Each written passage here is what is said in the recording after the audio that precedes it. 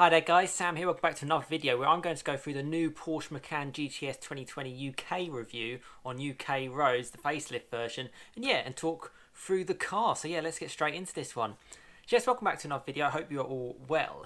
And today I wanted to talk a little bit around this Macan GTS. Now, I have done videos in the past and subscribers have kindly sort of shared information of their experiences having sort of like the pre-facelift model and the facelift model as well. So I'll leave a link in sort of the description and cards above to check out those.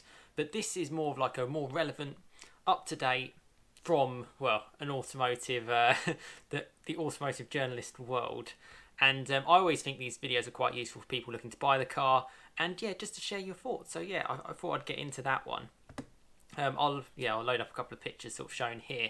The one thing I want to stress about performance SUVs is that okay, SUVs might not be everyone's cup of tea. They're certainly not necessarily what I would be looking for. But I think if you are going to go for the SUV world and you want a bit more of a driver's car, I think the Macan is the only option. I think it's the best option. I think the badge says it all, the residuals say it all, and the handling aspects of it are brilliant. And speaking and coming from experience, actually driving this around Porsche Silverstone Experience Centre, I can agree. Now let's go through a couple of these pictures. Now, facelift models tend to not do massive upgrades, but looks, it's up to you whether or not you like the looks of it. I always love that red. If I'm honest with you, that rear quarter look, I actually prefer the old one. The old sort of, it was 2.9 litre V6, whereas this has got 3 litre V6. I slightly preferred the old Macan looks. That's just a preference, and I also actually prefer the sound of the old one as well. But listen, it's an upgrade. There's certainly things to be impressed about, and it certainly doesn't look bad. And I like Porsche's sort of like design with like the rear lights and what they're kind of doing with that basically. Black wheels, 20-inch spider wheels. I'd never get tired of seeing a Macan like that. it just looks stunning, and obviously it's much lower to the ground, which is what you want to have a car that handles. And it doesn't, it puts some sports cars to shame how good this car is, and it's in a different league to other SUVs. That's my personal opinion. And as I'll scroll through some other images as well, those new Porsche lights, I always found when I'd sit back and I'd look at Porsche Silverstone Experience Centre when cars would be driving around, I'd just be having my breakfast there, and I would see off the corners, particularly the slow corners, any one of the Macans, because of the four-wheel drive system, because of the torque, because of the traction, absolutely shoot off. That first distance, that first 0 to 40 to 50 miles an hour, they're absolutely gone. And the sports cars, they're all struggling with their rear wheels, getting them up to temperature. And okay, as you get further on, the car is, it will get eaten up by a 911 or a Cayman or a Boxster or whatever. But it's certainly impressive, that sort of slow speed ability. And in the real world, that's what matters when you want to jump in front of traffic or you want to do what you want to do. So I do think there's lots of benefits to this car, and that's as good as I can kind of swing it when you're having sort of like a high-riding 2-ton SUV. But let's go through the rest of these images. Obviously the Porsche badge, love the red. It was called Carmine Red. I think it probably is still called that. The wheels are amazing because not only are they 20-inch, but they look great. Look at that. You're not going to curb those wheels as easily as you would on a really low-profile tyre. It's got nice, thick sidewalls. Gives you that confidence that any little curb you touch, you're not going to wreck your gorgeous alloys. I think something that's always missed on some cars with nice wheels. If you're just going to wreck them straight away, what's the point? More pictures of the Macan GTS.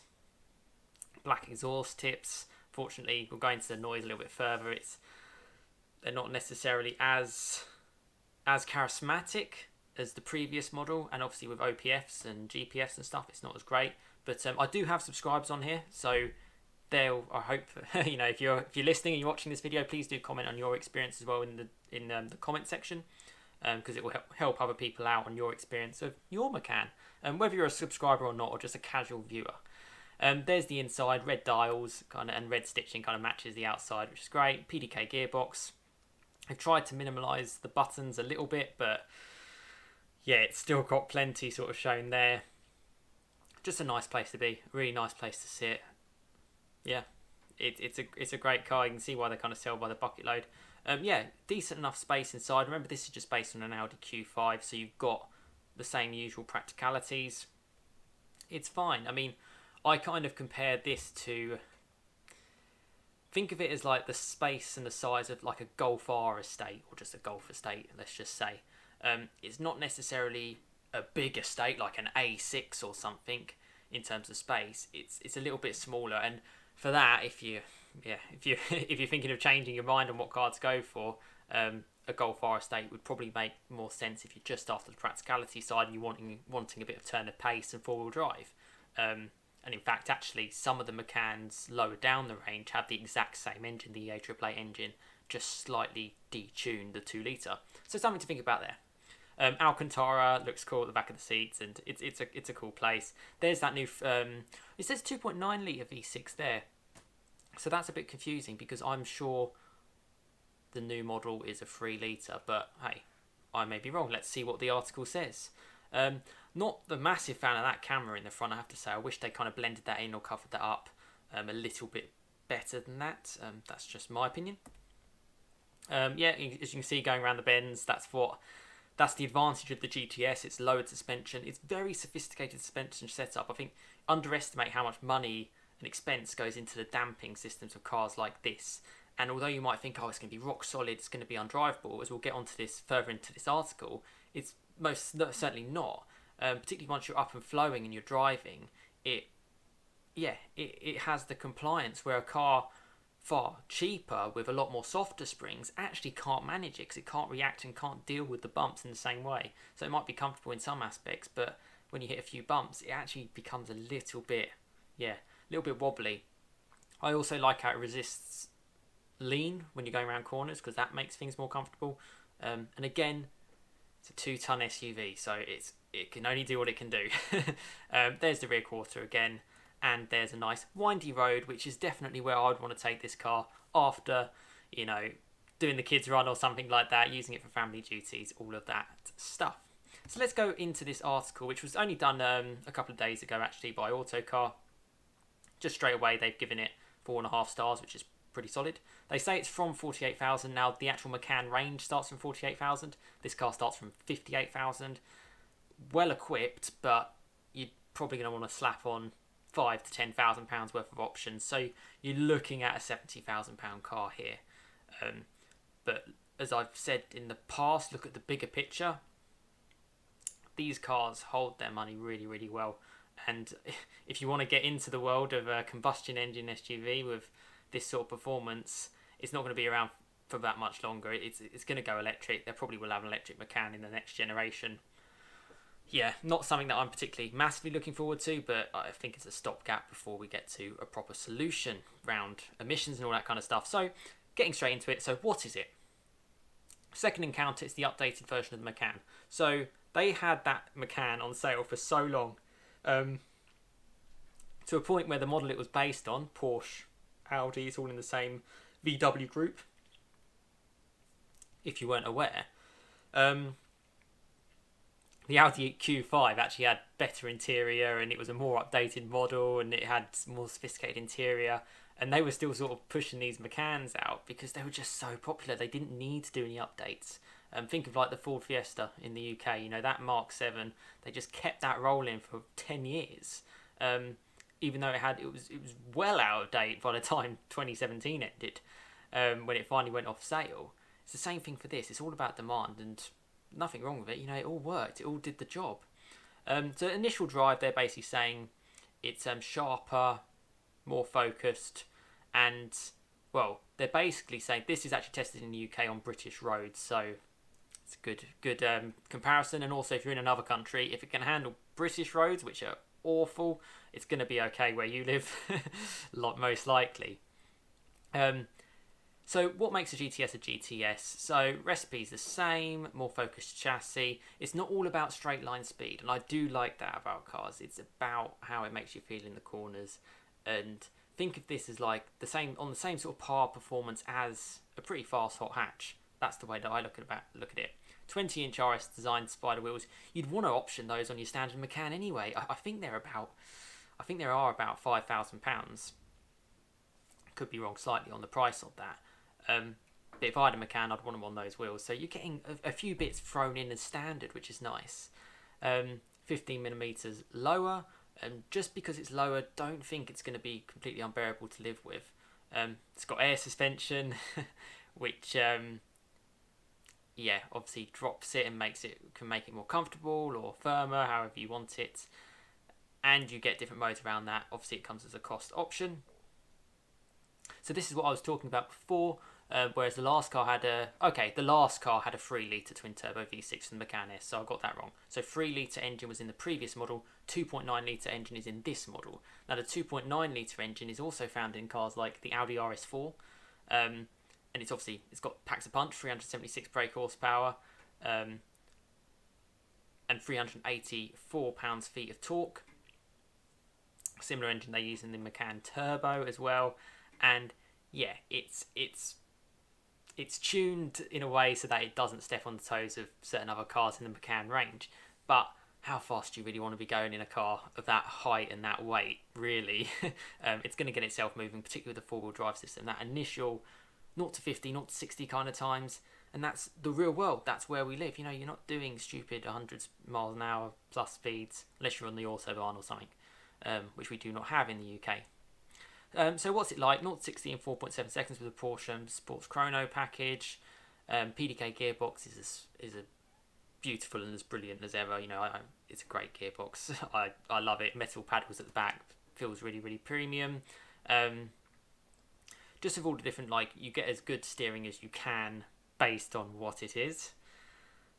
As you get moving, okay, so they're saying there is a bit of body roll. That's just to be expected because it's a tall, high car. It talks about its rivals, the Stelvio Quattrofoglio, the Alfa Romeo, which I agree, that car is cool, it's fast. But reliability, I would back on the Porsche all day long. Sure-footed car. So it says the ride quality is firm, but it never feels agitated. And again, I feel this is just because the suspension is so sophisticated. It knows how to deal with stuff. It can work on bits and it can ease out the worst of the bumps. I think at very slow speeds, you might notice it. I find that in my Mark 7 Gold Fast sometimes. I think that would be the kind of same with this. But yeah, it's all kind of kept in check. And when you want to chill, you can chill. You know, you can just turn everything down, and that's great. Should you buy one, 58 grand, not cheap. You're going to have to pay more. They're saying you have to pay 10 grand before you put all the options on. But again, I look at the bigger picture. Don't look at short-term pain. Look at long-term gain, because these cars have proven over the years to sometimes even go up in value because the demand is quite high. Porsche can only churn out a certain amount of cars every now and then. But they're certainly not going to, completely upset your bank account when it comes to getting rid of the car. So that is, and I'm sure, if you're watching this and you got this far into the video, you probably agree. It can actually make financial sense, which is weird. If you bought I won't go into that. That's my kind of feeling on it. You can have a lot of fun in the car. That's what they're saying. And it's a happily everyday kind of car. And the summary is it did well, for an SUV, which autocar, they're going to be sort of slagging off a little bit because it's not a fast supercar sports car. I think that's impressive. 1,900 kilos, so it's about on par with sort of like the not so full fat SUVs, like your Cayennes or your Q7s, your Q8s, your Bentegas and stuff, which benefits a few things. You get a better handling SUV, you get better fuel economy, all those things. There's the power, 375 brake horsepower, quite high up in the rev range, so it gives the impression that it can rev it out.